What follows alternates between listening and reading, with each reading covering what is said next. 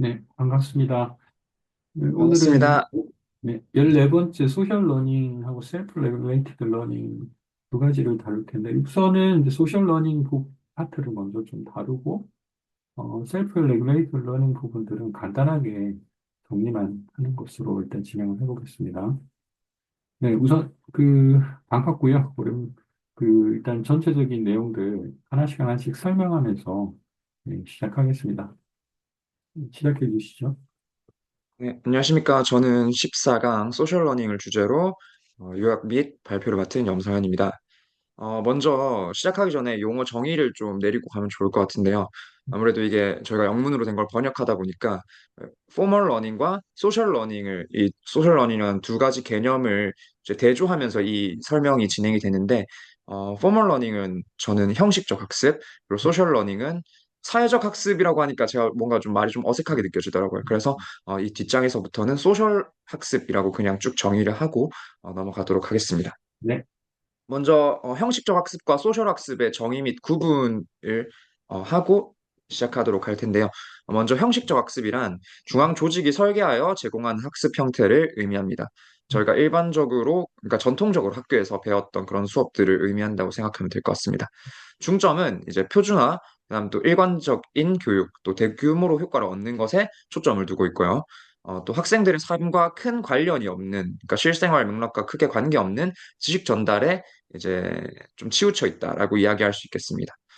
지식은 조직에서 제공하는 검증된 표준적인 지식의 형태를 띠고 있고요. 학습은 주로 교실이나 실험실 등 독립된 학습 공간에서 이루어집니다. 이 책에서 이제 권위라는 얘기가 많이 나오는데 제가 이해한 게 맞는지 확실하진 않은데 저는 이 권위라는 것을 지식의 뭐 신뢰성, 타당성 이런 식으로 해석을 했는데 그렇게 해석을 해도 될까요? 근데 제가 그냥 요즘 많이 드는 생각 중에 하나가 이런 권위적인 표현을 쓴다라는 게 약간 일방향식 지식 전달 이런 느낌인 것 같아요. 그러니까 우리가 보통 교과서라고 하는 거는 국가 체계 안에서 보통 만들어지는 개념이잖아요. 만약에 회사라고 하면 회사 안에서의 공통적인 목표 부분들을 일단 HRD 관점에서 보통 정의를 하고 이제 그것을 직원들이나 학생들한테 주지시키는 방식으로 교육들이 이루어지기 때문에 일반적으로 보면 이제 그걸 좀 하향식 그런 교육 체계 뭐 이런 것들을 권위주의적이라고 이제 표현을 하는 것 같습니다. 네. 그럼 이제 교수자의 권위 뭐 이런 식으로 부는 게 맞을까요? 아니면 지식의 그런 권위? 이렇게. 것도 의미가 그런 것도 마찬가지인 게 그러니까 우리가 이제 교실 수업에서 이루어지는 대부분의 수업 방식들이 교사가 일단 중심이 되고 그 교사가 학생들한테 어떤 내용을 전달하는 거나 물론 이제 의견을 받기도 하고 질문을 받기도 하지만 어떤 그러니까 학생과 선생님이 동등한 어떤 위치에 있는 그런 개념이라기보다는 그 선생님이 학생들한테 어떤 내용들을 전달하거나 공유하는 그런 방식으로 수업들이 진행되기 때문에 약간 권위적이다, 뭐 하향식이다라는 표현을 쓰더라도 크게 뭐 사실은 다르지는 않을 것 같아요. 알겠습니다. 다음은 소셜 학습입니다. 소셜 학습은 학습자들이 자율적으로 생성하고 확장해가는 학습 형태를 의미합니다. 암묵적이고 다양한 지혜를 공유하고 개인의 창의성과 그다음 개별화된 이런 학습을 강조하는 것이 중점이고요. 또 실생활 맥락과 관련한 학습이 진행됩니다. 공동체 내에서 형성된 암묵적이고 다각적인 지식의 형태를 띠고 있고, 학습은 실생활이나 공동체 내에서 자연스럽게 진행이 됩니다. 여기에서의 권위는 개인 간의 신뢰와 평판에 기반한 지위라고 이야기할 수 있을 것 같습니다. 이게 이제 건의의 기반이 이제 달라지는 건데 우선은 이 두 가지를 우리가 나눠서 지금 소셜 러닝이라는 것들을 우선 정의를 한 건데 소셜 러닝이 왜 지금 와서 어떤 이야기가 되고 있는지 그러니까 사실은 뭐 지금이라고 표현하기 조금 애매하긴 한데 우리가 뭐 인터넷 환경이 일단 발전이 되면서 두드러지게 삶의 변화를 준 것 중에 하나는 모바일 쪽이고, 그래서 개인화된 어떤 여러 가지 그 컨텐츠를 수용하거나, 뭐 자기 스스로 뭔가 컨텐츠를 만들거나 하는 그런 문화들이 생기는 것도 있지만, 또 하나의 측면에서는 소셜이라고 하는 서비스들이 엄청나게 커졌잖아요. 트위터, 네.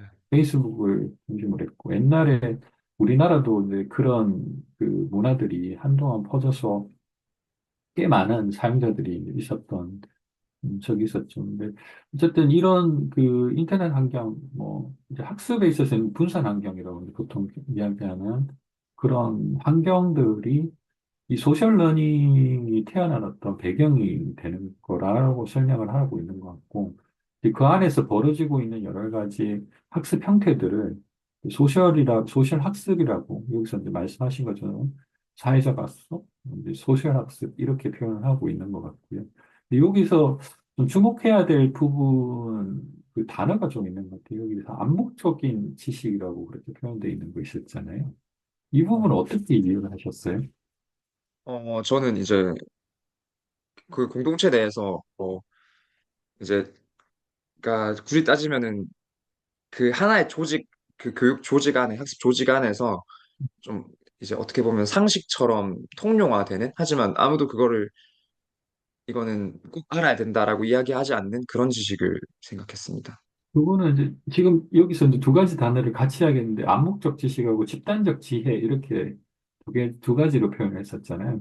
영어로 보면 네. tacit knowledge라는 표현, 그리고 trivial wisdom 이렇게 표현을 했는데, 그러니까 이 암묵적 지식이라는 것은 그러니까 방금 설명하신 건 오히려 제가 보기에는 집단적 지혜에 가까운 것 같아요. 이 공통적인 어떤 정서, 뭐 이런 네. 것들을 주로 그 이야기를 하는 것 같고, 암묵적 지식이라는 거는 개인들이 사실은 알고는 있지만 표현하기 어렵거나 문서화되지 않았던 그런 경험이나 직관, 뭐 이런 것들을 아마 설명하는 것 같아요. 뭐 예를 들어 볼게요. 혹시 좋아하는 유튜버 같은 있으세요? 네, 저 여행 유튜브 좋아합니다. 유튜브 누구 좋아하세요? 저 예전에는 뭐 빠니보틀님 이런 분들 좋아했는데 파리보트는 요새는 잘 곽튜브 안 뭐 보긴 이런 합니다. 사람, 예, 뭐 이런 사람들, 곽튜브나 뭐 이런 네, 사람들 이제 주로 이야기할 텐데, 근데 그 사람들만의 노하우가 있잖아요. 근데 그 사람들이 가지고 있는 그 유튜브로서의 여행 노하우가 체계화돼 있거나 문서화돼 있거나 뭐 그러지는 않겠죠. 물론 이제 강연을 다니면서 자기가 어떤 경험을 했는지 설명을 할 수는 있겠지만, 우리가 흔히 교육 체계 안에서 다루고 있는 교과서 뭐 이런 형태로 나오기는 힘든 거죠. 이제 네, 그런 것들을 보통 암묵적 지식이라고 하는 것 같아요. 뭐 요리, 그 음식과 관련돼 있는 먹방 유튜브도 마찬가지겠지만 쯔양의 그 노하우를 우리가 표현하기가 사실은 굉장히 어렵잖아요. 그래서 그런 것들을 아마 암묵적 지식이라고 하는데, 그 소셜 러닝의 토대가 되는 그 지식의 형태가 이제 주로 그런 내용이라는 거죠. 근데 문제는 뭐냐면 우리가 그동안 전통적인 그런 형식적 학습 환경 안에서 받았던 교과서 중심적인, 커리큘럼 중심적인 그 교육보다 요즘에 있어서는, 요즘 특히나 MZ 세대 같은 경우에는 이런 암묵적인 지식들이 훨씬 전달력이 좋고, 그리고 그걸 통해서 훨씬 더 삶의 동기부여를 많이 받고 있다는 것이 현상적인 부분이잖아요. 그래서 이걸 어떻게 네, 하면 우리가 이용할 수 있을까? 이런 학습에 있어서 이런 것들을 어떻게 활용할 수 있을까라는 것들을 고민하기 위해서 소셜 학습, 이렇게 정의를 하고 있는 것 같아요. 그리고 또 여기서 그 하나 단어가 하나 나오는데, 스캐폴디드 소셜 러닝이라는 표현이 나오잖아요.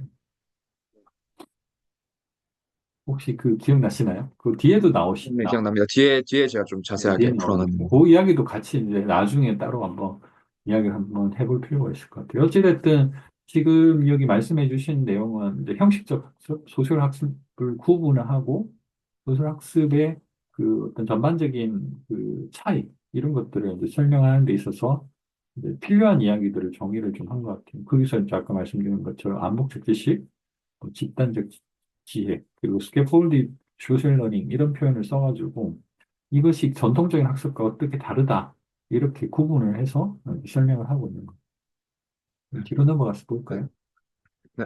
사실 뒤에도 앞에서 저희가 여기서 정의 내렸던 구분했던 이 여섯 가지 내용과 크게 다르지 않는, 계속 맞습니다. 동어 반복인 느낌이 들 수도 있습니다. 맞습니다. 어, 이제 뒤에서는 사회적 시대에 대한 이야기가 나옵니다. 소셜 에이지라고 이제 명칭은 그렇게 해놓았는데요. 음, 사회적 시대란 기술이 발달과 연결성의 확장으로 인해 기술의 발달과 연결성 확장으로 인해 사람들이 소통하고 학습하는 방식이 근본적으로 변화한 시대를 의미합니다. 사회적 시대의 특징으로는 기술과 기술의 발전과 연결성의 확대로 언어나 시간, 장소의 제약 없이 실시간으로 협업이 가능하다. 그리고 회사나 학교 등의 전통적이고 위계적인 조직의 통제력이 약화되고 음, 신뢰와 평판에 기반한 사회적 어떻게 보면 여기서 커뮤니티란 말이 많이 등장하는데 그런 음, 커뮤니티의 권력이 중요해졌다. 그러니까 그 커뮤니티의 권력은 사실 신뢰와 평판 이런 걸로 이루어진다라고 되어 있었는데 그런 것들이 음, 중요해졌다. 음. 그다음 학습이 형식적 시스템에서 벗어나 커뮤니티 내에서 공동 창작을 통해 실생활 맥락을 고려하여 이루어진다. 그다음 지식은 고정된 형태로 존재하지 않고 유동적이고 적응 가능하게 이제 뭐 개인에 맞게 그럼 진화하는 방식으로 발전한다. 그다음 지식이 중앙화된 기관을 벗어나서 커뮤니티로 이동해서 쉽게 생성되거나 또 쉽게 보관될 수 있다라고 특징을 한 5가지 정도 이야기하고 있습니다. 근데 지금 저는 이제 이 내용을 보면서도 계속 좀 들었던 생각 중에 하나가, 그러면 전통적인, 우리가 여기서 전통적이라는 표현을 이제 썼던 이런 기존의 학습 체계와 이 소셜 학습이라고 하는 이 부분이 어떤 것이 더 오래된 역사를 가지고 있을까?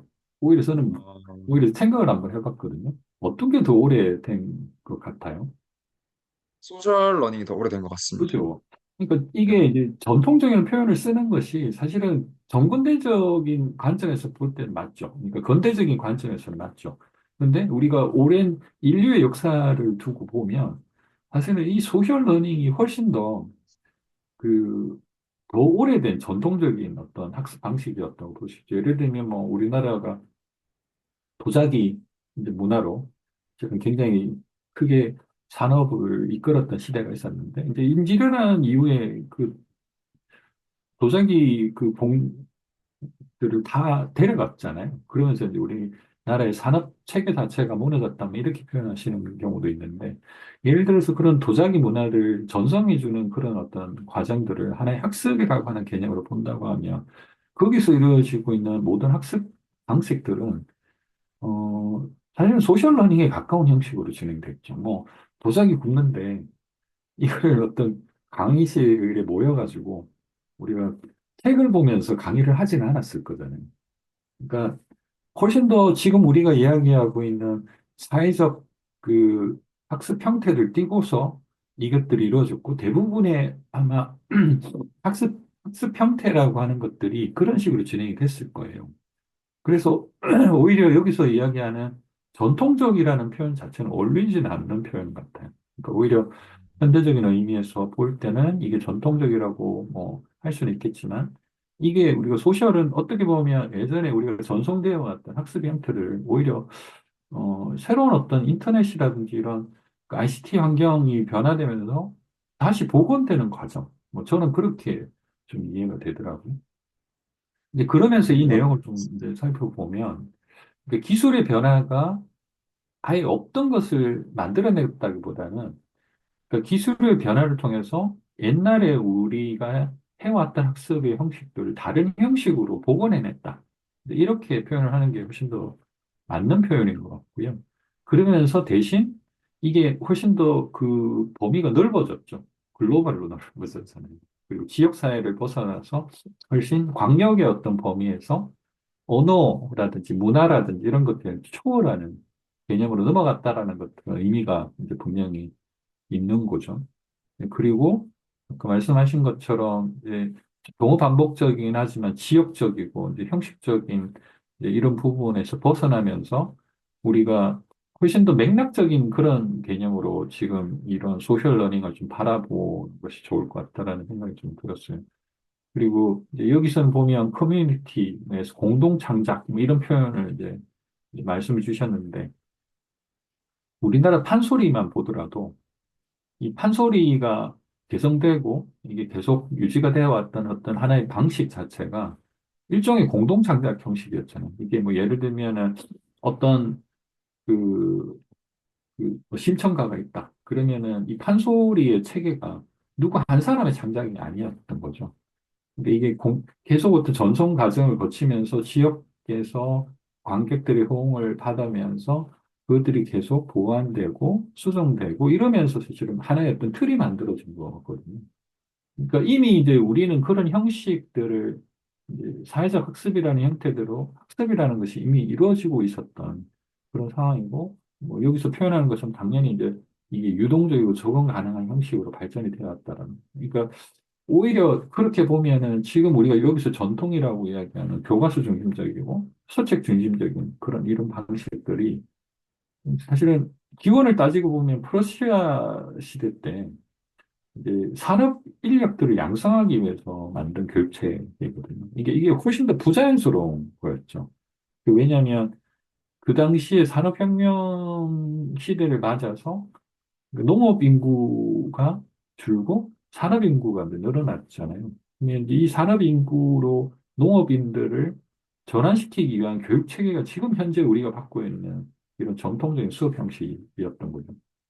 가둬놓고 몇십 명씩 이렇게 셈 뺄셈을 가르치는 이런 것들이 예, 오히려 지금은 자연스럽게 느껴지지만 이것이 오히려 어떻게 보면 200년, 300년밖에 안 된 그런 형식이라는 거죠. 그런 아, 측면에서 보면 이제 이것이 사회적 어떤 시대를 반영을 하고 있는 것 같다라는 이제 생각이 좀 듭니다. 그런 이야기들을 여기서 배경적으로 이야기를 하고 있는 것 같습니다. 다음은 잠시만요. 주식의 새로운 본질, 여기서 뉴 네이처라고 knowledge라고 했는데, 네. 맥락적이고 적용 가능한 지식의 더 있네요. 지식의 분산화. 과거에는 지식이 중앙화된 기관, 뭐 도서관이나 아니면 뭐 전문가 등에 집중이 되어 있었으나 현재는 네트워크의 발전으로 지식이 어디에서나 접근이 가능하며 개인이나 커뮤니티가 직접 지식을 생성하고 공유할 수 있다는 특징을 띱니다. 또 적응적, 실용적 지식이 늘어나서 자신이 필요한 충분히 좋은 지식, 여기서는 good enough knowledge였나? 그런 식으로 설명을 했던 것 같은데, 자기한테 필요한 지식만 학습해도 충분히 괜찮다는 얘기를 하고 있습니다. 그 세부 사항으로 실용성과 뭐 맥락성, 그다음 신속성, 접근성 이런 것들을 얘기했는데, 뭐 예를 들면은 요리를 처음 하는 사람이 유튜브에서 간단한 파스타 만드는 방법을 찾아 따라 하는 거. 뭐, 사실, 뭐 칼질이나 뭐 재료의 그런 것들을 알지 않아도 간단하게 자기가 필요한 것들만 사서 할 수 있게 그렇게 영상으로 정리해 놓은 것들만 학습해도 충분히 좋은 파스타를 만들 수 있다라는 얘기인 것 같아요. 나머지 두 개의 예시는 제가 생각해낸 건데, 이것도 맞는지는 잘 모르겠는데, 제가 최근에 핸드폰 충전 불량이 자꾸 생겨서 구글에 음, 아이폰 배터리 충전 불량을 검색해서 그 부분만 뭐 제가 지금 잘 안 된다고 생각하는 부분만 따로 수리를 해도 제가 이 아이폰이라는 기계에 대해서는 잘 모르지만 지금 제가 해결하고자 하는 문제는 해결할 수 있었고 그다음 또 밑에 이제 제가 얼마 전에 AIDT 관련 연수를 듣는데 사실 그 설계 기법 뭐 예를 들면 인공신경망이라든지 뭐 머신러닝 이런 건 잘 모르지만 어, 이제 학생들한테 어떻게 하면은 AIDT를 가지고 좋은 수업을 설계할 수 있는지, 좋은 수업을 해줄 수 있는지 그런 것들은 충분히 생각할 수 있으니까 제가 음. 필요한 딱 맥락에 맞는 그런 지식만 학습하는 게 최근에 이제 생겨난 지식의 본질이 아닌가라고 생각을 해봤습니다. 이제 쇼츠라든지 이제 요즘 뭐 저스트 인 타임 교육 뭐 이렇게 표현도 하는데 예, 마이크로 러닝 뭐 이런 그러니까 즉시적이고 그때그때 필요한 어떤 지식들 이런 것들을 또 하나의 소셜의 어떤 하나의 형식으로 보고 있기도 하는 것 같아요. 다음은 검증과 신뢰의 문제. 아무래도 이게 뭐 네트워크에 떠다니는 지식들이잖아요. 그래서 검증되지 않을 수 있고 또 학생들한테도 많이 이야기하는 건데 이게 편향적인 지식일 수 있다. 그래서 항상 비판적으로 너희들이 새로운 지식을 얻을 때 사고해라라고 얘기를 하는데 그런 문제도 있고 또 형식적 지식. 저희가 형식적 학습, 그러니까 어, 일제식 전통적이라는 말이 좀 쓰기가 좀 그런가? 전통적 학교 수업에서 이제 배웠던 이런 형식적 지식들은 상대적으로 좀 정적이지만 소셜 지식은 끊임없이 발전하고 새로운 정보와 통합하면서 개선된다는 특징을 지닙니다. 그래서 제가 여기서 이제 이렇게 좀 이야기를 그 밑에 이제 좀 정리는 하시겠지만 좀 그 제 관점에서 좀 보면 여기서 이제 타당성과 편향성 뭐 이런 이야기들을 이제 나오죠. 그 편향이라는 게 왜 생길까요? 이런 소셜 러닝. 많은 사람들이 지식을 생성하니까 그 사람의 개인적인 감정들이나 사고들이 담기기 때문에 그런 거 아닐까요? 음.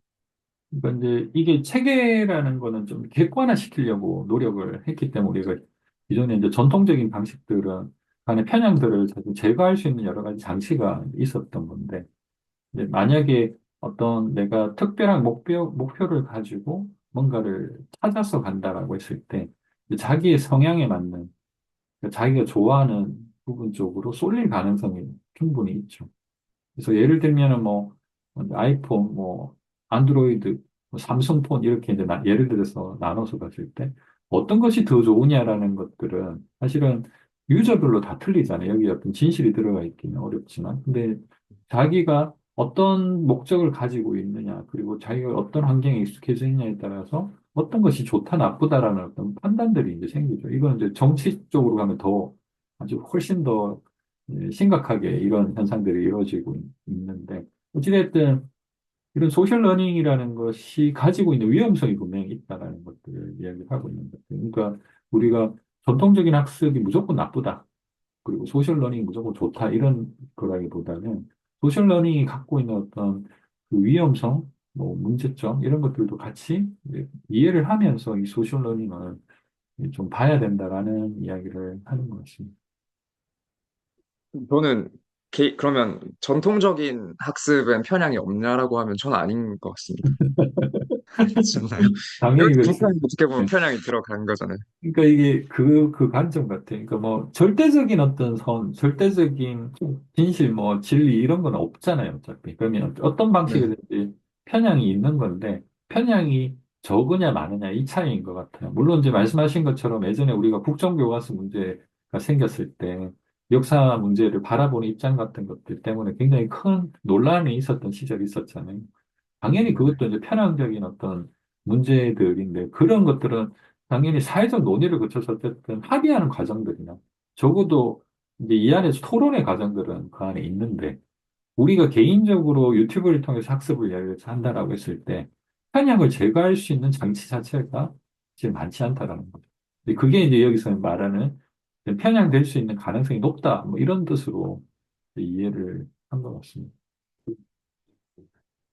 그래서 뭐 아까 이제 설명하신 것처럼 이제 역동적이다. 그리고 계속 수정 변화되고 개선이 된다라는 것도 소셜 런이 가지고 있는 어떤 장점이자 단점일 수도 있어요.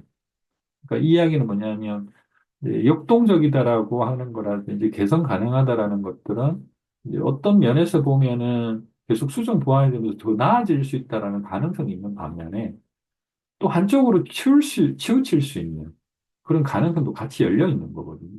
그래서 우리가 어떤 이 소셜 러닝이라고 하는 본질을 이렇게 바라볼 때, 이 부분을 어떻게 바라볼 것인가라는 것들을 장점과 단점들을 좀 구분해서 명확하게 보고 이 학습에 어떻게 활용할 건지를 봐야 될 것 같습니다. 정리한 내용을 한번 볼까요?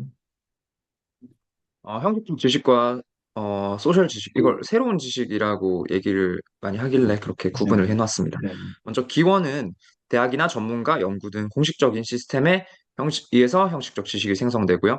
형식적 지식은 또 정적이고 체계화된 형태로 이제 이루어져 있고 실생활 맥락과는 무관한 경우가 많다는 단점이고요. 그다음 표준화된 검증 메커니즘, 뭐 논문이나 이런 인증 과정을 통해서 지식을 검증한다는 특징이 있고요. 마지막으로 지식의 보관은 교실, 연구소, 도서관 등 형식적인, 어떻게 보면 공식적인 공간에 있다라고 얘기할 수 있겠습니다. 소셜 지식은요, 공동체와 개인에 의해 자율적으로 생성되고 공유되고요. 그다음 역동적이고 실시간으로 뭔가 변화하고 업데이트되는 특징이 있습니다. 특정 상황과 문제에 맞춰 실생활 맥락과 관련하여 이제 적용 가능하고 되게 실용적이다라는 특징이 있고요. 커뮤니티의 신뢰에 의해서 검증하고 또 개인에 의해서 저희가 유튜브를 보고 이건 좀 아닌 것 같은데 라고 비공식적으로 검증을 하기도 합니다. 마지막으로 지식의 보관은 소셜 미디어나 온라인 커뮤니티. 또 이게 맞는지 모르겠는데 저는 그냥 개인의 마음속에도 소셜 지식이 들어있지 않나 머릿속에도 그런 식으로 생각을 해봤습니다. 그게 어떤 의미죠? 마음속에, 지식인 머릿속. 거죠, 그게.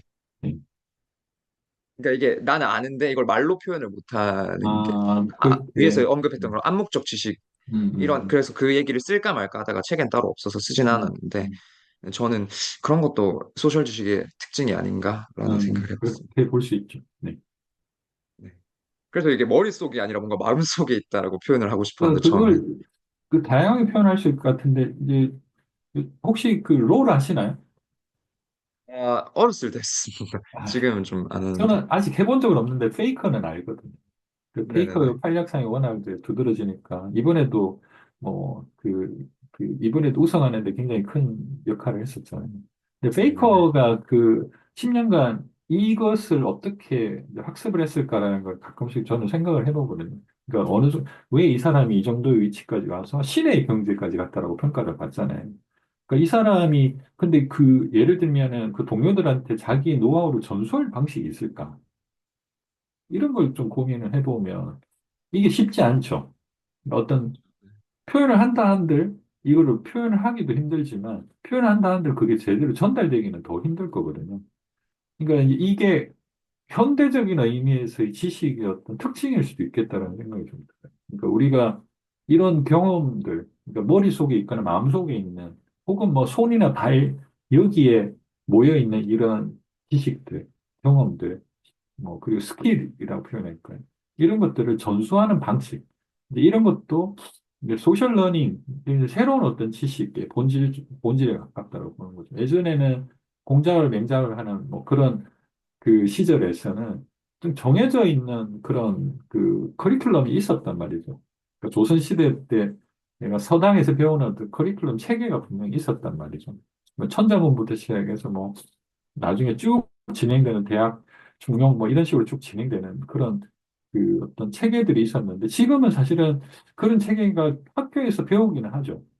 과목별로 쭉 진행돼서 미적분들까지 이제 수학 같은 거는 가서 대학 가서 또 다른 학문 영역으로 넘어가는 그런 체계들은 분명히 있지만 실제로 그런 것들이 맥락적으로 봤을 때 완벽성이 있다고 하더라도 지식 전달적인 면에서는 사실은 좀 한계가 좀 분명히 있죠. 근데 그런 것 자체가 이제 극복되는 과정에서 소셜 러닝의 어떤 중요성들이 좀 되돌리는 뭐 그런 느낌도 좀 있는 것 같아요. 조금 더 넘어가 볼까요?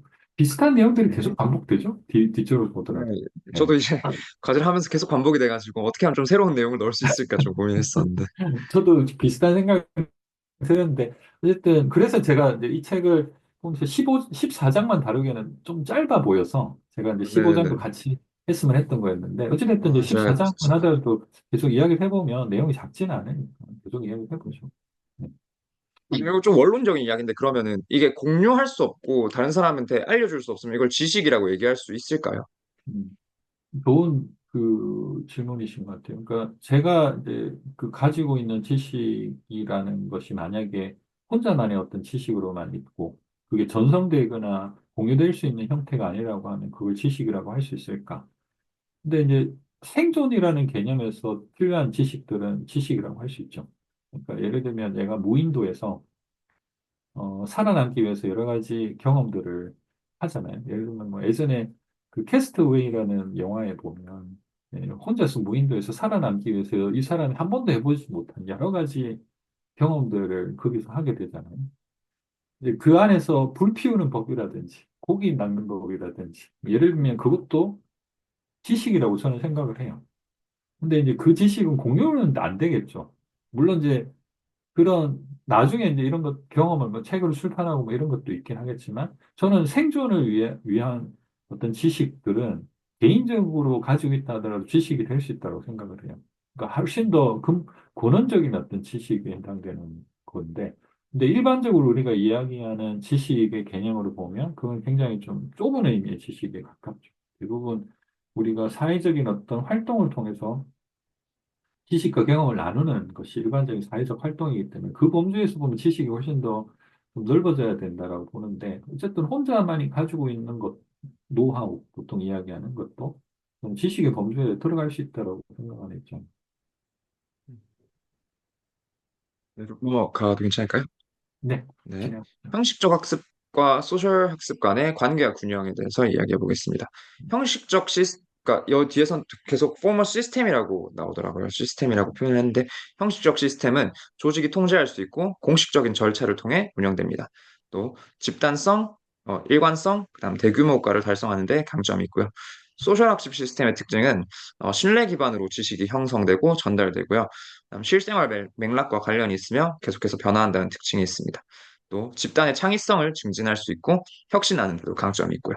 그래서 이 책에서는 두 시스템 간의 동적 긴장, 영어로는 이제 다이나믹 텐션이라고 해서 이 상태를 계속 유지하는 게 좋다라고 되어 있는데 뒤에 이제 나오는 스키폴디드 소셜 학습과도 아마 연결이 될 겁니다. 형식적인 시스템이 지나치게 우세하면 일관성, 안정성은 어때? 개별 학습자의 진정한 의미의 학습이나 창의성을 잃을 수 있다. 소셜 시스템이 지나치게 우세하면 창의성과 혁신은 증가하지만 지식의 검증이 계속해서 필요하고 일관적이고 일관성 있는 또 대규모 효과를 얻기는 어렵다. 따라서 두 시스템 간의 동적 긴장 상태를 유지하는 것이 중요하다라고 해놨습니다. 결국에는 어, 이제 어느 네. 한쪽만 가지고는 지금 현대 사회에서 학습을, 학습의 완벽성을 기하기는 좀 어렵다. 이렇게 이제 정의를 하는 것 같아요. 그렇게 했을 때 공식적인 이 두 개의 화학적 결합들, 그것들을 어떻게 유기적으로 연결할 것인가라는 것을 역동적 긴장, 뭐 이렇게 표현을 한 것 같고, 이제 이 부분들을 우리가 이제 예를 들어서 학습 환경을 디자인하는 사람의 입장이다라면, 그러니까 이제 컨설턴트로 이제 우리가 사회적 그 학습이라고 하는 것을 수용을 하는 방식으로 학습 환경을 디자인한다라고 했을 때, 그것을 어떻게 우리가 할 것인가라는 것들을 고민하기 위한 어떤 여러 가지 그 고민의 근거들을 여기서 이야기를 하고 있는 것 같아요. 어쨌든 이 두 시스템이 서로가 완벽하지 않기 때문에 연결을 했을 때 이 밸런스를 맞추는 것이 굉장히 중요한 거잖아요. 그랬을 때 이런 공식적인 시스템이 지배적일 때와 사회적 시스템이 지배적일 때의 장단점들이 분명히 있죠. 근데 이거를 또 통합하는 과정의 어떤 방법론들도 굉장히 중요하고 이 해결책 중에 하나가 스캐폴드라고 표현을 지금 하고 있는 거죠. 그래서 스캐폴드라는 이야기가 왜 나오는지가 여기서 이제 나오는 거죠. 이 두 개의 과학적 결합들을 우리가 어떻게 할 것인가라는 관점에서 스캐폴드가 어떤 적절한 그 방법론을 제시하고 있다고 보고 있는 거예요. 스캐폴드 이야기 좀 해볼까요? 네. 저는 사실 이 책을 원문으로 처음 읽을 때는 저희가 일반적으로 교육학을 이제 전공한 사람들은 스캐폴드라는 게 학생들이 뭔가 잘 못하고 있을 때 도움을 주는 그런 형태로 해석을 하고 있는데 스캐폴디드 소셜 러닝이라고 해서 이제 이게 무슨 말인가 처음엔 이해가 잘 안 됐었는데 계속 몇 번 돌려 읽다 보니까 이게 제가 해석한 게 맞는지 모르겠는데 그러니까 스캐폴드가 형식적 학습의 방법을 이제 소셜 러닝에 좀 결합을 시킨다 해야 되나? 그래서 둘의 어떻게 보면 하이브리드 형태가 스캐폴디드 소셜 학습이라고 저는 일단 이해를 했는데 네, 제가 맞습니다. 요약한 일단 걸 한번 그렇게 읽어보도록 여기서 표현을 한 하겠습니다. 것 같아요. 네. 네. 먼저 스캐폴드의 개념은요. 스캐폴드는 학습자들이 의미를 형성하고 지식을 탐구하며 공동체와 상호작용할 수 있도록 돕는 발판 역할을 의미합니다. 어, 그래서 이제 형식적 지식과 소셜 지식 및 그다음 개인적인 경험이나 그런 가치 이런 것들을 연결하는 발판 역할 이렇게 저는 해석을 했고요. 스캐폴드 소셜 학습의 핵심 요소는 다음과 같습니다. 먼저 학습 과정의 통합입니다.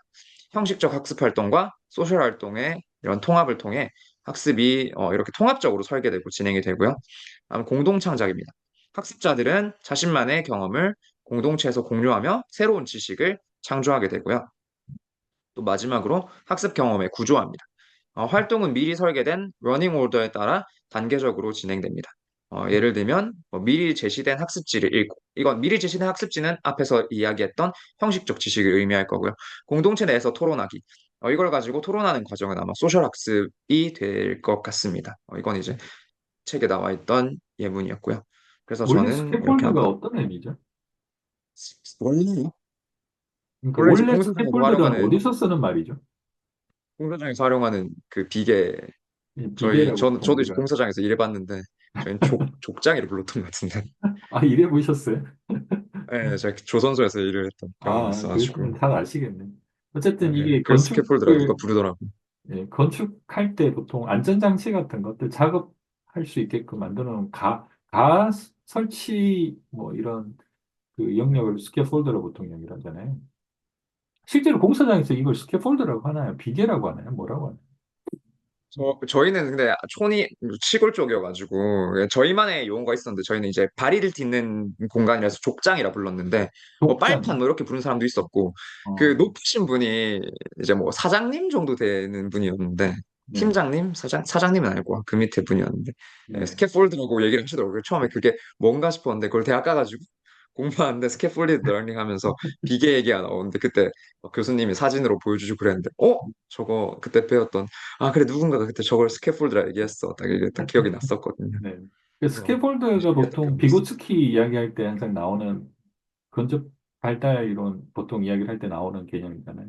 그래서 일종의 네. 발판 역할을 해주면서 뭔가 그 선생님이 개입을 통해서 학습자가 멈춰져 있는 그런 부분들을 이렇게 올라갈 수 있게끔 도와주는 뭐 그런 개념으로 많이 쓰는 것 같은데 이제 여기서는 스캐폴디드 소셜 러닝이라는 표현을 쓰면서 그 개념 자체를 조금 더 확장해서 하는 것 같아요. 아까 말씀 주신 것처럼 이 전통적인 학습과 그 소셜 러닝을 어떻게 연결할 것인가라는 부분들을 일종의 이제 건축 개념에서 그 착안을 해서 스캐폴드 소셜 러닝이라는 이제 표현을 하는 것 같아요. 그러니까 이 두 개를 묶는 거. 그러니까 우리가 기존에 전통적인 부분을 하는 하나의 건물이라고 생각을 하면 이거는 바뀌지 않는 건물이죠. 그러니까 이거는 형식이 딱 갖춰져 있는 상태인데 이제 비계를 우리가 설치를 이제 스캐폴드를 설치를 해서 이제 이것에 그 건물이 갖고 있는 원래 기능보다 조금 다른 기능들이 구현될 수 있는 그런 새로운 확장된 영역. 이렇게 생각을 한 것 같아요, 표현을. 네, 그러면 우리가 공사장에 있는 비계처럼 원래 건물은 같이 못한 기능이긴 하지만 우리가 뭐 활동을 바깥에서 이렇게 다른 공간과 연결시켜서 할 수 있는 공간이 생긴 것처럼 이런 스캐폴드 공간을 통해서 소셜 러닝과 연결시키고자 시키는 개념으로 이렇게 이제 이야기를 한 것 같아요. 그러면 이제 학교에서 보통 선생님이 이제 학생들을 가르칠 때 이제 교과서가 있고 우리가 배워야 될 어떤 진도가 정해져 있잖아요. 그랬을 때 이 소셜이라고 하는 공간 자체를 하나의 비계로 이제 활용을 하는 거죠. 근데 이제 그렇게 됐을 때 이제 여기에서 챙겨지는 여러 가지 어떤 장점들이 있다라는 거죠. 여기서 이야기하는 형식적 지식과 이제 사회적 지식이 이제 결합이 되고 이것이 개인적인 어떤 경험하고도 같이 결합이 되면 그것이 하나의 새로운 지식을 형성하는 그런 의미가 이제 될 거라고 하는데 또 이제 문제는 이제 방법론이잖아요. 실제 선생님이 이런 그 학습 선생님이 이런 시도를 하시나요? 할 수 있는 그 여유가 있나요? 진도를 나가는 데 있어서? 뭐, 저는 토익 토론 수업을 되게 좋아해가지고 아, 그렇군요. 왼쪽으로 학생들끼리 뭔가 자기들끼리 이야기를 나눠보는 과정을 되게 중요시 여기고 네. 좀 다른 수업 좀 못하는 수업이 있더라도 음, 제가 이런 건 좀 중요시 여기고 하는 것 같아요. 근데 시간이 굉장히 많이 듭니다. 이 학생들끼리 뭔가 의미를 구성해 나간다는 게 또 교사의 도움, 이것도 어떻게 보면 비계일 수 있는데 교사의 준비도 도움 많이 없이 근데 교사 필요할 한 테고. 명이고 네. 모두면 여러 개니까 네. 지금 그런 데서 좀 가르치는 학교가 어찌 초등인가요? 중등인가요? 초등입니다. 예? 초등입니다. 초등. 아, 초등. 초등이 이 토론이 되나요? 어떠세요? 저 잘 몰라서. 음. 이제 제가 리더 한 명씩을 꼭 모둠에 두는데 그 네. 리더들이 좀 올바른 방향으로 토의 토론이 이루어질 수 있도록 역할을 잘 해주는 것 같아요. 저희 반은. 음. 학생 이게, 수가 좀 적어서 확실히 음. 지금 12명밖에 없거든요. 아, 그래서 그렇군요. 네. 12명 정도면 충분히 제가 통제할 시도를 할 수 있겠네요. 네. 네네네. 그, 저 때마다 항상 60명씩, 26명 이렇게 있을 땐 잘 못했거든요. 그런 수업을. 근데 올해는 되게 학생들끼리 의미 구성해보는 활동들을 많이 하고 있는 것 같습니다. 좋네요. 저는 학교 다닐 때 60명씩이었잖아요. 그러니까 60명 정도가 학교 다니면 사실 토론 수업이라는 게 사실 거의 불가능하거든요. 그때는 이제 선생님의 강압적인 통제 없이 네, 사실 수업 진행이 어려울 정도로 이게 굉장히 산만한 환경에서 수업이 진행됐으니까 지금 우리가 이야기하는 이런 것들을 사실 꿈을 꾸기 힘들죠. 그래서 지금 이야기를 하는 것 중에 하나가 그 환경인 것 같아요. 이런 스캐폴드 음. 소셜 러닝이라는 것에 있어서 필요한 어떤 여러 가지 조건들이 있는데 그 안에서 이제 공간적인 어떤 조건, 그러니까 학생 수도 마찬가지겠지만 이런 공간적인 어떤 그 의미에서의 그 조건들이 되게 중요하다라는 이야기를 또 하고 있는 것 같아요. 그러게다가 이제 도구로서 아까 말씀한 그 토론이라든지 뭐 이런 것들도 하나의 어떤 그 예시가 될 수 있겠죠. 그러면 토론을 하게 되면 공동 창작이라든지 뭐 토론 뭐 이런 것들이 이제 우리가 지금 이야기하는 이제 비대 개념에서 이제 전통적인 어떤 학습 형식에서는 없지만 이런 것들이 실제 그 교과서 내에서도 이런 것들 하라라고 또그 제한이 되어 있잖아요. 이제 이런 걸 통해서 네네네. 그러니까 이게 이제 사회적 학습의 형식이 이런 형식적인 그런 그 학습 환경에 들어오기 시작한 거죠. 그걸 인정하기 시작한 거고. 그리고 그거에 대한 이론적인 배경을 이제 지난번에 계속 우리가 이야기하고 있었던 사회적 구성주의라고 하는 데서 이제 계속 강조를 하고 있고, 그게 지식의 어떤 그 지식을 쌓는 데 있어서 토대가 된다라는 것들이 이론적인 어떤 방식으로 충분히 이제 이해를 하고 있는 상황인 거죠. 이제 그런 개념으로 보면 아주 낯선 개념은 아니다. 이런 스캐폴디드 소셜 러닝이라는.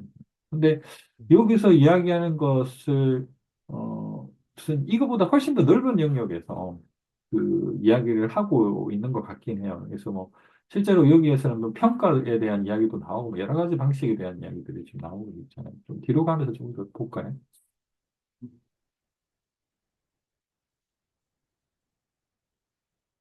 다음은 소셜학습의 5가지 원리에 대해서 이야기해 놨습니다. 어, 먼저 그 learning is changing 이라고 이제 주제를 던져놓고 사회적 시대에서 지식은 공동 창작, 맥락적 활용, 적응적 성격을 가지며 사회적 커뮤니티 내에 숨겨져 있고 우리가 계속 이걸 발견해야 된다. 또 계속 만들어내야 된다. 이런 이야기를 하고 있고요. 두 번째는 스캐폴디드 소셜 학습입니다. 느슨한 구조라고 돼 있었는데 스트럭처라고 표현을 했는데 저는 이걸 그냥 스캐폴드라고 보는 게 좀 더 제가 해석하기엔 쉬워서 느슨한 발판을 제공해서 학습 커뮤니티가 형식적이고 또 비형식적 지식을 활용하며 의미 형성 활동을 할 수 있도록 수행할 수 있도록 지원해야 된다. 이렇게 이야기를 하고 있고요. 또 소셜 학습은 학습의 경계 확장을 가능하게 합니다. 학습은 더 이상 형식적 구조에 국한되지 않고 신뢰를 기반으로 한 더 복잡하고 강력한 커뮤니티 내에서 이루어진다. 근데 이게 더 강력한 커뮤니티라고 할 수 있는지는 저는 조금 의문이긴 했어요. 이게 아무래도 국가가 정해놓은 이 더 강력한 커뮤니티가 있어. 근데 학생이 또 받아들이기에는 자기들만의 커뮤니티가 더 강력할 수도 있겠고요.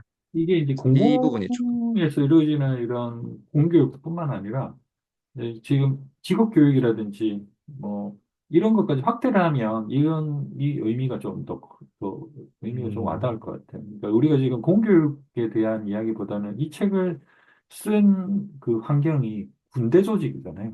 그러니까 네. ADL 이니시티브라고 하는 조직에서 쓴 거기 때문에 오히려 여기서 이런 것들을 바라볼 때는 군사 조직 내에서 이루어지는 훈련 체계 이런 것들을 아마 염두에 두고 있기 때문에 이런 이야기들을 조금 더 강하게 이야기할 수 있는 것 같아요. 그러니까 그 안에서는 어떻게 보면 커뮤니티라는 것이 그 군사 훈련이라고 하는 체계 내에서는 우리처럼 딱 그 부대에만 국한되어 있지 않잖아요.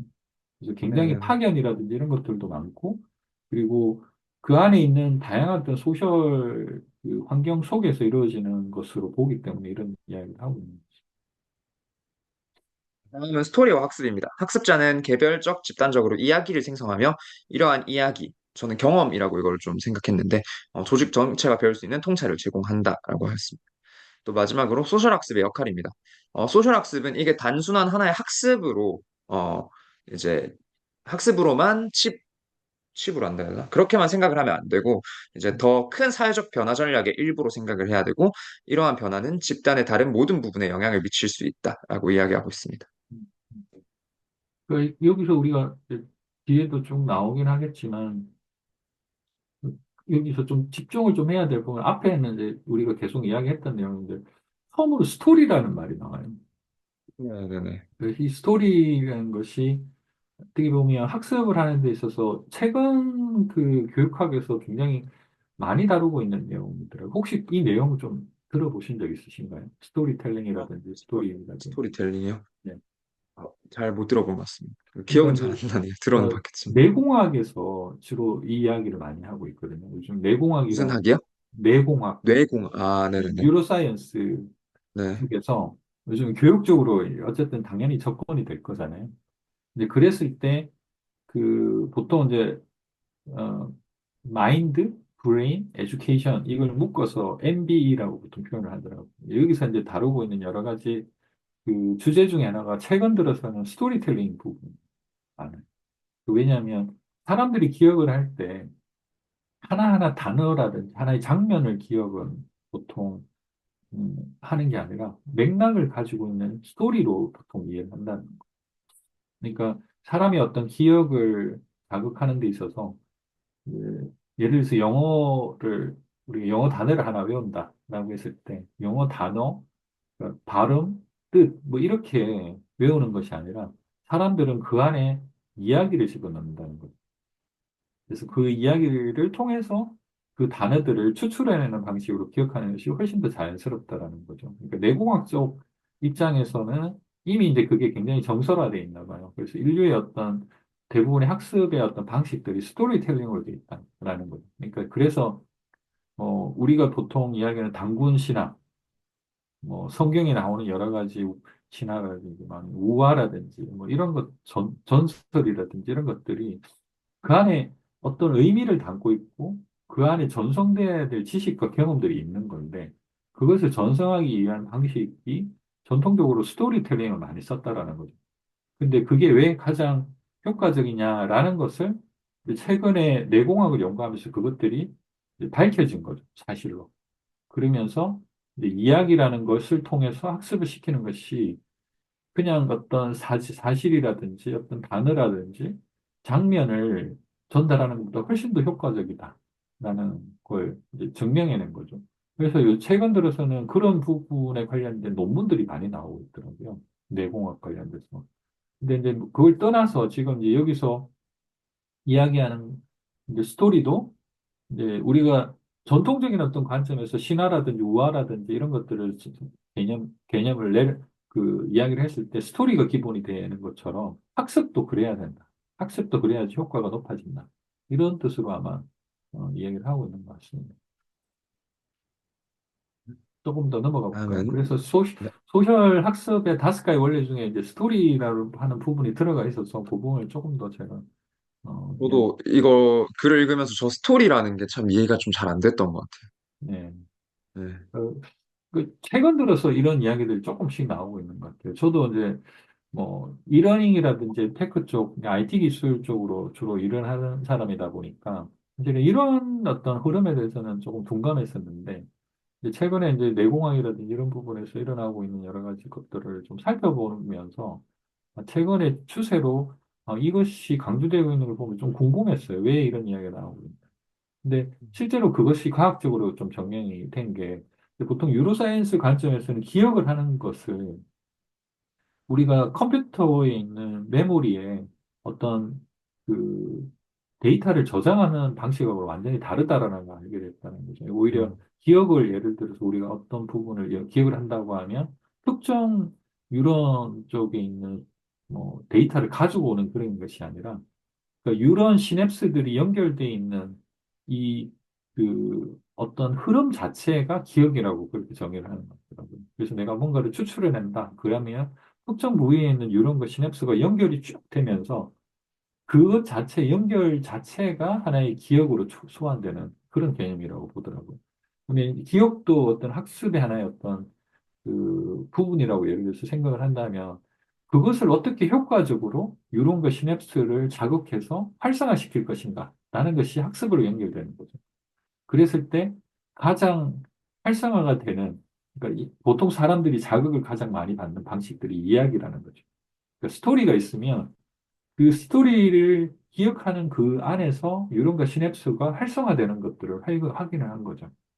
그래서 우리가 예를 들어서 어떤 단어를 하나 외운다라고 했을 때, 영어 단어를 외운다고 했을 때, 그 영어 단어를 외우는 것보다 그 영어 단어와 관련돼 있는 이야기를 외우는 것이 훨씬 더 효과적이다라는 것이 과학적으로 증명이 됐다는 거예요.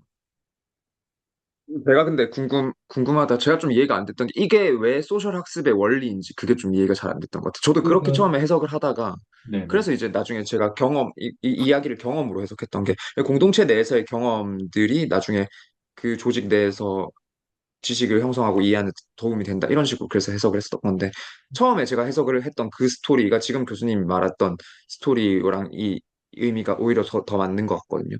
근데 이게 왜 소셜 학습의 원리가 되는지가 저는 좀 이해가 안 됐던 것 같아요. 결국에는 이제 사람들이 주고받는 이 형식들이 스토리로 주고받는다라는 것 같아요. 그러니까 우리가 학습이라는 것을 전제로 했을 때 사람들과의 어떤 경험을 보통 공유하는 것을 학습이라고 했을 때 그 안에 스토리가 있으면 훨씬 더 전달력이 높아진다라는 거고 사람들이 소통하는 방식 자체가 스토리를 배경으로 하는 거죠. 예를 들면 내가 어떤 장면을 어떤 사람들한테 전달하고 싶을 때 그 장면이 어떻게 어떻게 돼 있어라고 장면을 선택하는 게 아니라 내가 여기를 왜 가고 싶어 했고 여기서 어떤 일이 생겼고 그리고 이걸 통해서 내가 어떤 생각이 들었어라는 것을 전체적으로 맥락을 만들어서 이야기를 전달하는 것이 그 사람의 기억을 자극하는 데 있어서 훨씬 더 좋다라는 거죠. 그런 의미로 이야기를 하는 것 같아요. 그러니까 뭐 예를 들면 우리가 소설이라는 형식을 보통 이야기를 했을 때, 뭐, 예를 들어서 그 예전에 제가 어렸을 때 그 읽었던 안나 까레리나 같은 그런 어떤 그 소설의 장면에서 막 엄청 눈이 막 내리고 기차가 막 지나다니고 이런 장면들이 저는 생생하게 기억이 나거든요. 근데 그게 하나의 장면으로 기억하는 게 아니라 사람이 있었고 그 안에 이야기가 있었기 때문에 그 장면이 같이 기억이 납니다. 이제 그런 느낌으로 소셜이라고 하는 공간에서 학습이 이루어질 때 어떤 스토리라는 것이 굉장히 중요한 역할을 한다. 이렇게 아마 여기서도 이야기를 하고 있는 것 알겠습니다. 다음은 소셜 학습을 촉진하기 위한 방안입니다. 먼저 첫 번째는 효과적인 학습 조건 조성입니다. 소셜 시스템에서는 신뢰와 평판에 기반한 사회적 권위가 중요합니다. 따라서 신뢰성과 공정성을 확보한 생산적 커뮤니티. 앞에서도 그랬고 뒤에서도 커뮤니티라는 말이 계속 나오는데 이런 생산적 커뮤니티의 형성이 필요하다고 합니다. 또 스캐폴드 학습 설계입니다. 스캐폴디드 소셜 러닝을 통해 형식적 잠깐만요. 지식, 사회적 지식, 잠, 개인적 잠깐만요. 지식을 네? 이거 하나씩 끊고 갈게요. 소셜 러닝 아, 네네네. 시스템에서 커뮤니티 이야기를 잠깐 하셨잖아요. 근데 여기서 이제 생산적인 커뮤니티가 뭔지를 한번 정리를 하고 가야 될 것 같아요. 왜 음, 생산적인 커뮤니티라는 표현을 썼을까요?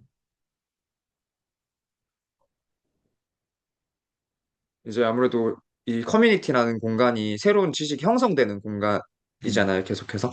따라서, 그러니까 그러니까 제가 책에서 봤었을 때는 뭔가 새로운 지식을 형성해 나가는데 주저함이 없는 그런 환경이 중요하다고 했거든요. 계속해서 이런 지식을 형성하고 공유하고 전달하고 하려는 그런 태도를 지닌 커뮤니티가 중요하다고 했는데 그런 면에서 생산적이라는 말을 쓰지 않았을까 생각해요. 이게 이제 생산적이라는 말을 저는 이제 어떻게 이해를 했냐면 그 우리가 학습을 보통 교실 환경에서 어떤 지식 전달을 하게 되면 그 안에서 뭔가 생성이 되는 개념이 별로 없잖아요. 뭔가 만들어지는 그런 개념이 없는데 그래서 이거를 소셜 공간으로 만들어 버리면 그 안에서 어떤 형식이든 생산이 된다. 그러니까 뭔가 어떤 산출물이 나오는 그런 개념으로 바뀔 가능성이 크죠. 이제 그런 개념에서 생산적이라는 이제 표현을 쓴 것 같아요. 그러니까 결국 우리가 뭐 공자님 맹자말 하면서 뭐 계속 어떤 내용을 전달하는 그런 공간이라면 그 안에서 생산이라고 하는 개념을 굳이 쓸 필요는 없죠. 그냥 지식 전수, 흡수 뭐 이런 표현을 쓰면 되는데 생산적인 커뮤니티라는 건 결국에는 우리가 학습 공간에서의 그 사회적 학습이라고 하는 것들은 일단은 이 안에서 그 생산이라는 걸 목표로 둬야 된다는 거예요. 그러니까 예를 들면 뭐 과제를 같이 만든다거나 아니면 토론회에서 회의록이라도 만든다. 그래서 뭔가가 그 안에서 만들어져 있어야지 이것이 어떤 의미를 갖게 된다. 저는 그렇게 좀 이해를 좀 해줬어요. 네, 다음은 스캐폴드 학습 설계인데 이거는 앞에서 설명 많이 했으니 좀 넘어갈까요? 네네. 네. 그다음 세 번째는 부드러운 학습 개입입니다. 이것도 사실 어떻게 보면 좀 스캐폴드랑 관련이 있는 것 같은데 이 책에서는 gentle intervention이라고 얘기를 했는데 학습자의 자율성과 창의성을 존중하면서 학습 활동을 조정하고 지원하는 방식. 그다음 교수자와 학습자 간의 유연하고 협력적인 접근을 통해 학습 커뮤니티의 참여를 유도하고 학습 경험을 풍요롭게 만드는 것이 목표입니다. 그에 대한 구체적인 방안으로 한 세 개 정도를 제시했는데 첫 번째 큐레이션입니다. 학습자들이 직접 학습 컨텐츠를 수집하고 선별해서 이거를 다른 학습자들과 공유하는 그런 형태의 학습이 있고요. 두 번째는 해석입니다. interpretation. 그다음 인터프리테이션. 네. 네. 그다음 큐레이션한 자료에 대해서 학습자들이 각자 해석을 제시하고 커뮤니티와 함께 의미를 확장해 나가는 과정을 해석이라고 정의를 내렸고요. 마지막은 도전입니다. 챌린지고요. 음. 학습자들의 서로의 사례나 해석을 논의하면서 비판하기도 하고 토의 토론을 통해서 사고를 확장해 나가는 과정을 도전이라고 일컬었습니다. 여기서 조금 끊고 좀 가서 좀 이야기를 좀 할 필요가 있을 것 같은데, 우리가 보통 이제 그 사회적 학습 커뮤니티를 이제 효과적으로 운영을 하기 위한 전제 조건을 이렇게 세 가지로 정리를 한 것 같아요. 일단은 큐레이션. 그러니까 기존에 있는 어떤 그 자료들을 자기한테 맞는 방식으로 어댑티브하게 만드는 과정들이 필요하다라는 것 같아요. 그러니까 어떤 사례가 나오면 이제 그것을 뭔가 자기만의 어떤 방식으로 표현을 해보는 거죠. 지금 우리가 하고 있던 것도 똑같은 것 같아요. 선생님이 지금 그러니까 제가 그 어떤 원문을 썼는데 그 원문을 가지고 나름의 큐레이션을 하신 거거든요. 그러니까 이게 음, 일종의 이것도 우리가 그 사회적 학습 방식들을 지금 적용해서 쓰고 있는 거거든요. 그러니까 우리가 그냥 그 내용을 그대로 읽고 이해를 하려고 하는 것이 아니라 그걸 자신만의 방식으로 그것들을 큐레이션을 지금 한 상태에서 수업이 진행되고 있는 거잖아요. 여기서 이제 하나 출발했었던 것도 있고 또 하나가 해석, 지금 우리가 해석하고 있는 거예요. 도대체 이 사람이 무슨 생각을 가지고 이 글을 썼을까라는 걸 계속 파헤치고 우리가 같이 이야기를 하면서 이해를 하려고 노력을 하고 있잖아요. 그러면서도 도전이라는 건 그 안에서 이해는 하되 이걸 일방적으로 수용하는 것이 아니라 약간 크리티컬 띵킹을 하는 거죠. 비판적 사고를 가지고 아, 이거를 그 내 나름대로 생각을 했을 때 좀 틀린 부분이 있는 것 같다. 혹은 상대방하고 다른 지점이 있는 것 같다. 음, 이것들을 합의하는 과정도 이 학습 커뮤니티를 효과적으로 운영하는 방법 중에 하나라고 이야기를 하는 것 같아요. 그러니까 이 세 가지 요소들이 사실은 결합이 됐을 때 이 사회적 그 학습 커뮤니티가 굉장히 활성화되고 효과적으로 운영이 될 수 있다. 이렇게 이야기를 하는 거죠.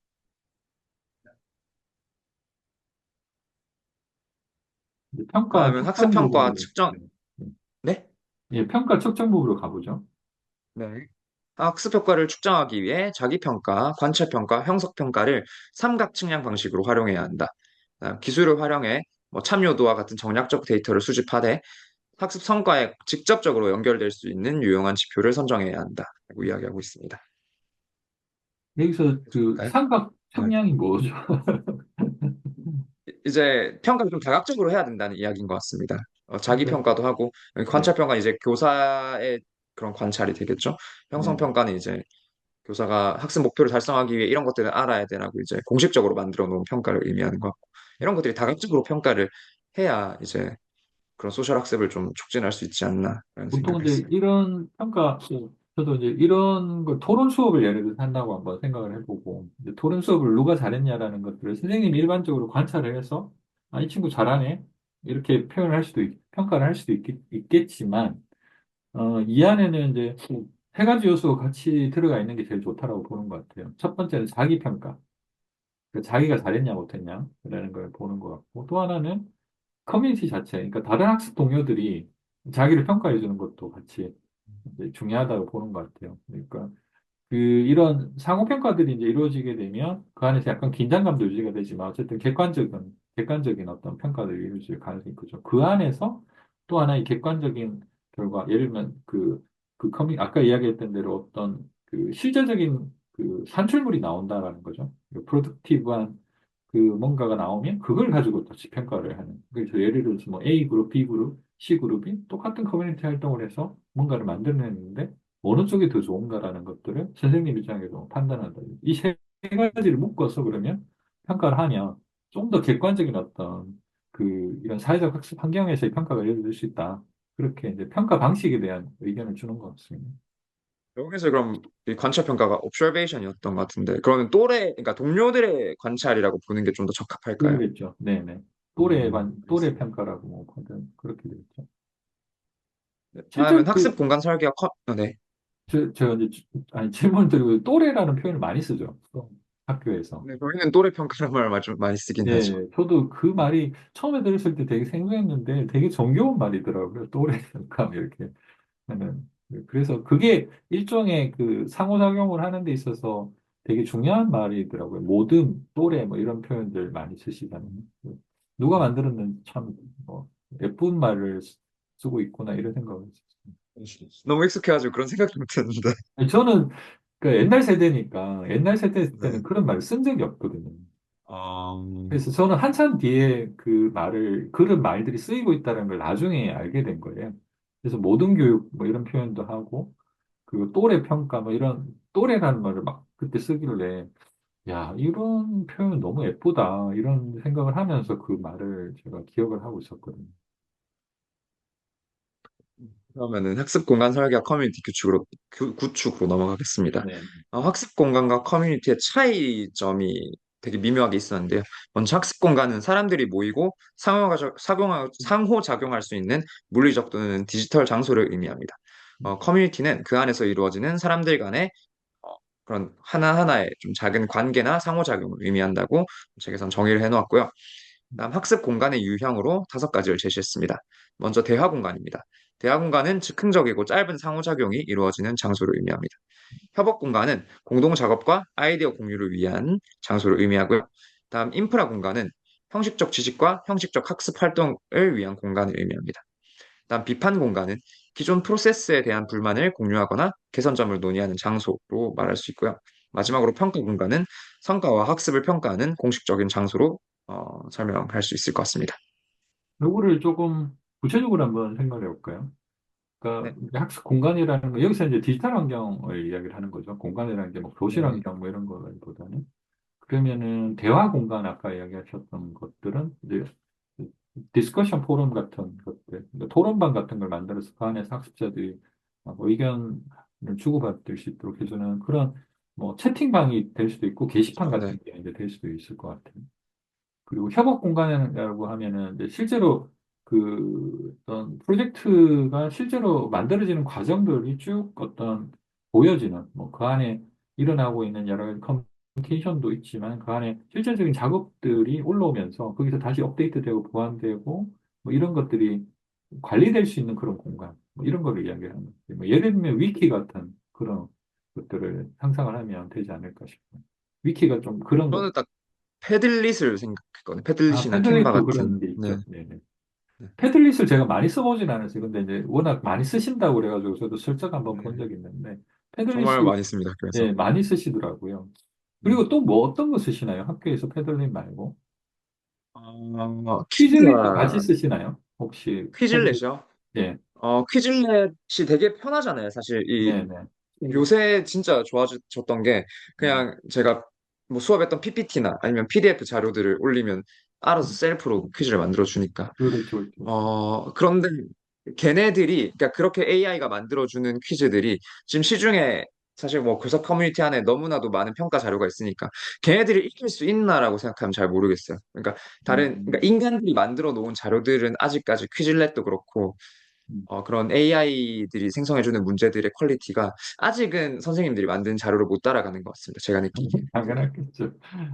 캔바는 쓰시나요, 혹시? 캔바. 캔바요? 예. 네, 캔바는 자주 씁니다. 캔바도 그 파워포인트 같은 일단 수업 자료 만들 때 많이 이제 쓰시죠. 그럼 이게 다 네, 쓰시는 근데 거예요? 저희는 많이 활용해요. 뭐 예를 들면 포스터 만들기나 그렇죠, 그렇죠. 뭐 전단지 만들기 아니면 토론 자료 뭐 표나 그래프로 표현하기 뭐 이런 거 할 때 많이 씁니다. 네. 이 요즘에 선생님들은 이제 그런 도구들이 워낙 좋은 게 많아가지고, 물론 맞아요. 이제 일은 많으시겠지만 그런 도구가 있어서 굉장히 좀 어떤 면에서 옛날 선생님보다는 조금 더 편하게 작업을 하실 수도 있고, 그리고 되게 예쁘잖아요. 거기서 나오는 것들이. 그래서 학생들 수업하는 데 있어서도 되게 좋던 거예요. 저는 이제 옛날 기억이긴 하지만 대학교 다닐 때 되게 그 성의 없는 교수님들 같은 경우에는 그냥 책을 OHP로 카피해가지고 그냥 거기서 줄만 쭉쭉 그으면서 수업하시는 분도 계셨거든요. 너무 성의가 없었던 거죠. 저희 입장에서 봤을 때는. 근데 이제 남는 것도 없지만 이제 스스로 노트를 하지 않으면 전혀 나중에 그걸 뭘 배웠는지 기억하기가 좀 어려울 정도로 수업이 좀 어려웠던 경우도 있는데 최근 들어서 이제 선생님들이 그런 다양한 도구를 잘 쓰고 는 것들이 수업 진행을 하는 데도 도움이 되지만 사실은 그것 자체가 하나의 학습 자료가 되잖아요. 그러면서 나중에 이런 것만 보더라도 나중에 뭔가 평가를 할 때도 좀 그 의미가 있는. 약간 이야기가 지금 건너왔는데 그런 것들 보면 조금 환경은 정말 좋아졌구나. 그런 생각은 좀 들었어요. 좀 그래서 회복 촉촉하게 공간 바뀐 것 이야기 같아요. 하다가 지금 여기 왔네요. 네. 계속할까요, 그러면? 네. 아니, 학습, 그 네. 뒤에 좀 뒤에 이야기를 좀 더 할게요. 아, 네네네. 네, 그리고 인프라 공간은 우리가 지금 이야기하는 LMS를 생각하면 될 것 같아요. 우리가 지금 네네네. 그 들어가 있는 학습 환경, 뭐 그 안에 평가, 뭐 다 들어가 있잖아요. 이거는 이제 같이 우리가 수업을 진행하는 어떤 공간을 이야기를 하시면 될 것 같고, 비판적 공간이라고 표현하는데, 비판적 공간이 조금 애매하긴 해요. 그러니까 근데 제가 생각하는 건 이런 것 같아요. 그 교수 평가. 음, 이런 걸 이야기를 하는 것 같아요. 그러니까 이게 나중에 이제 하시겠지만 이제 이 수업이 정말 의미가 있었냐, 교수님의 태도나 준비는 어떤가, 뭐 이런 것들을 우리가 이제 어떻게 보면 하나의 비판적 공간으로 사용을 하는 거잖아요. 이제 그런 개념으로 음, 이제 보면 될 것 같고, 이제 평가 공간은 우리가 이제 시험 치는 그런 공간이니까 과제, 물이라든지 아니면은 뭐 퀴즈 뭐 이런 것들을 할 수 있는 그런 기능들을 갖춘 그런 플랫폼을 이야기하는 거예요. 어쨌든 사회적 그 학습 공간 안에도 이제 이런 다양한 어떤 기능들이 이제 뭐 모여 있는 거죠. 근데 이걸 보통 LMS라고 하는 이 관점에서 다 모아놓고 그 안에서 이런 흐름들을 관리할 수 있도록 해주는 것 같아요. 그래서 LMS를 보통 이제 시스템이라는 표현을 쓰기보다는 플랫폼이라는 표현을 그래서 많이 쓰는 것 같아요. 왜냐하면 다양한 도구들이 이 안에 결합될 수 있도록 만들어놨기 때문에 우리가 지금 하고 있는 이런 줌 같은 경우도 지금 우리 플랫폼에 들어와 있거든요. LMS 플랫폼에 들어와 있거든요. 그래서 이런 모든 것들이 동작하도록 만들어 놓는 뭐 그런 환경들이 이런 커뮤니티 학습 공간에서도 굉장히 중요한 역할을 하고 있다. 이렇게 지금 보고 있는 거예요. 뒤로 넘어갈까요? 네. 다음 공간의 특성을 이제 두 가지 성격에 따라서 나눠 놓았는데요. 먼저 지속성과 다음은 중요도입니다. 지속성은 학습 공간에서 이루어지는 활동이나 기록이 얼마나 오래 유지되고 저장되는가. 다음 중요도는 학습 공간에서 이루어지는 활동이 조직에 얼마나 큰 영향을 미치는가. 이거를 말은 좀 어렵지만 지속성과 중요도로 표현을 해놨는데요. 예를 들면은 대화 공간은 저희가 일반적인 채팅방을 의미한다면 대화 공간은 낮은 지속성과 중요도를 가집니다. 비공식적이고 즉흥적인 상호작용이기 때문이에요. 그 다음 평가 공간은 높은 지속성, 그러니까 이제 한번 학생들이 평가를 보면 그걸 가지고 뭐 교수자들이 계속해서 그걸 활용하고 활용할 방법을 찾으니까 높은 지속성과 중요도를 가진다고 이야기할 수 있을 것 같습니다. 지금 우리 수업이 다 쓰고 있죠. 그 단톡방에서는 비교적 캐주얼한 커뮤니케이션들을 하는데 쓰고 있잖아요. 빨리 봐라. 내가 이 내용 전달하니까 빨리 피드백 해줘. 이 느낌으로 보통 그 단톡방을 쓰고 있고, 그리고 기록이 중요한 것들은 다 LMS 쪽에 내용들을 다 네. 올려놓죠. 그러니까 이게 영속성이라든지 결과 뭐 이런 개념으로 다 표현할 수는 있는지 모르겠지만 무엇이 중시되느냐에 따라서 이 공간 자체가 성격이 달라질, 도구가 달라질 수도 있죠. 그래서 우리가 보통 학습을 디자인할 때 저는 그렇게 좀 편하게 생각하는 편이거든요. 그러니까 이게 뭐 저는 정식 교수는 아니지만 예를 들어서 이런 식의 어떤 수업을 맡았을 때 이걸 어떻게 공간들을 설정할 건지를 제가 되게 고민을 좀 하는 편이에요. 그러니까 처음에 우리가 LMS라는 공간이 이제 주어졌죠.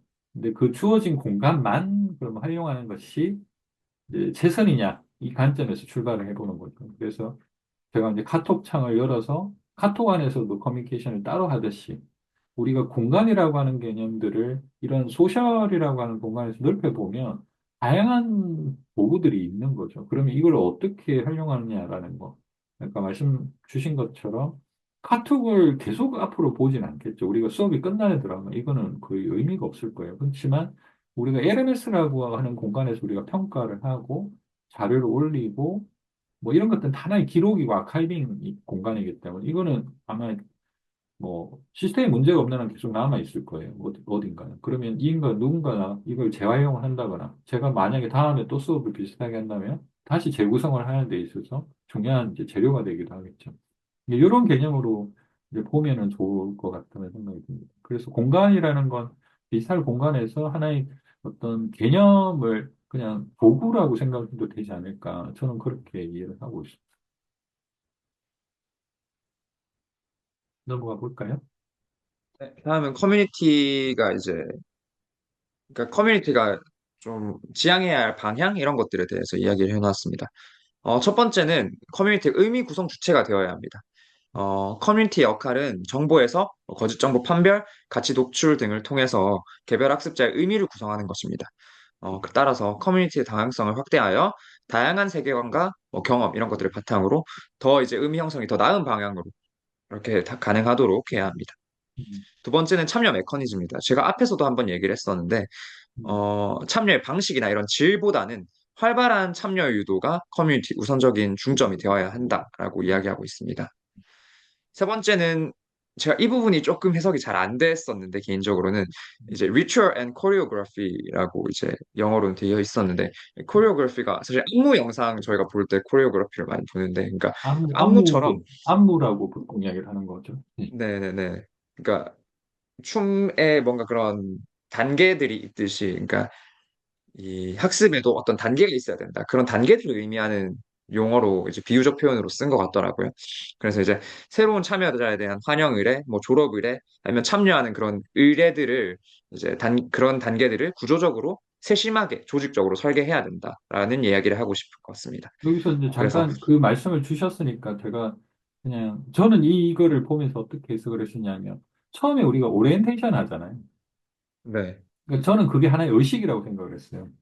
그러니까 우리가 커뮤니티를 통해서 이렇게 디지털 환경에서 만나서 이제 수업을 진행을 하는데 이제 바로 수업을 진행을 할 수도 있고, 뭐, 그리고 제가 아무런 컨택 없이, 아무런 접촉 없이 그냥 영상을 만들어서 올리면 그걸 가지고 커뮤니케이션 하는 방법도 있었을 거잖아요. 근데 저는 이제 이 수업 자체를 그렇게 약간 무미건조하게 진행하는 것보다 뭔가 좀 다이나믹하고 그 안에서 뭔가 커뮤니케이션들이 좀 활발하게 이루어지는 그 학습 공간이 됐으면 하는 생각이 있었기 때문에 서로를 아는 게 중요하다고 생각을 했어요. 그래서 처음에 한번 모여서 전체적으로 인사를 하고 나는 수업을 어떻게 진행할 거고 이게 저는 이제 의식이었던 거죠. 그래서 리추얼이라는 표현을 이제 그렇게 쓴 것 같은데 이게 저는 되게 중요하다고 생각을 해요. 그러니까 음, 특히나 이런 그 소셜 학습 공간에서는 서로를 아는 것이 굉장히 중요합니다. 예를 들어서 선생님이 어떤 직업을 가지고 계시는지 제가 모르는 상태에서 이런 이야기를 할 때와 알고 나서 이야기를 할 때 저의 태도가 달라질 거거든요. 그러니까 말하는 방식이라든지 뭐 사례를 들어서 이야기를 한다거나 뭐 질문을 한다거나 하는 것들이 형식이 다 달라진단 말이죠. 그래서 그런 것들이 이 되게 중요하다. 라뽀라고 보통 이야기하죠. 그러니까 이런 라뽀를 형성한 상태에서 이렇게 수업을 진행하는 것이 저는 중요하고 그것이 지금 여기서 이야기하는 어떤 리추얼이라는 표현은 뭐 그런 걸로 지금 이해를 좀 했어요. 했어요. 네.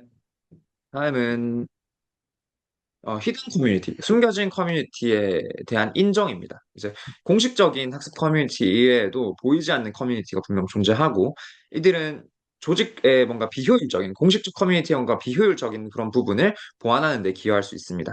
따라서 비공식 커뮤니티의 지식과 관행을 인정하고, 이를 공식적 시스템과 통합하여 조직 내 혁신을 유도하는 것이 중요합니다. 다음 마지막으로 전복의 허용입니다. 저 이 부분도 조금 어렵긴 했는데 말이 근데 사실 뜻은 좀 쉬운 것 같습니다. 조직에서 기존 시스템이나 규칙을 의도적으로 깨거나 개선하기 위해 공식적으로 허용된 도전이나 변화를 이 책에서는 전복의 허용이라고 이야기를 해놓았는데, 그러니까 그걸 전복이라고 이야기를 했던 것 같아요. 그런 전복 행위들을 기존 체계를 유연하게 개선시킬 수 있는 공식적인 도전이라고 생각하고 이를 허용하고 장려하는 문화가 필요하다라고 이야기를 하고 있습니다.